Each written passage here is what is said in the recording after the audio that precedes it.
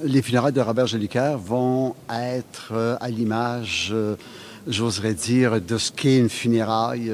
Je vous l'avais souligné lundi. On se rassemble d'abord pour confier à Dieu notre ami. C'est le sens des funérailles chrétiennes. On le confie à Dieu parce que nous, on ne peut plus rien pour lui. On l'a accompagné, maintenant on le remet entre les mains de Dieu. Et la célébration, elle sera d'une grande sobriété, en même temps qu'elle sera très priante. Et j'ai essayé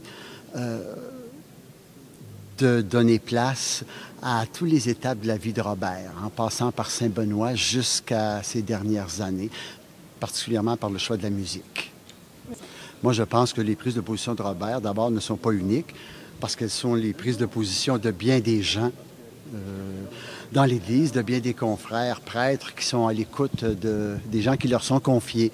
Sauf que il y a des tempéraments plus flamboyants et ceux-là, on les écoute facilement. Mais il y en a d'autres qui, dans la discrétion, avaient les mêmes positions. Et ce que je peux dire, Robert n'a jamais été mis au banc de l'Église de Sherbrooke, même pas par ses confrères. Au contraire, on a toujours eu le souci, dans l'ensemble, je dis bien dans l'ensemble, de respecter la liberté de chacun. Devenir prêtre, on ne perd pas notre liberté de conscience, ni notre liberté d'action, ni notre liberté de parole. Puis je pense qu'on a chacun notre façon de l'utiliser. Et jamais, moi, j'ai senti que Robert était un exclu ou était mis au banc. Jamais.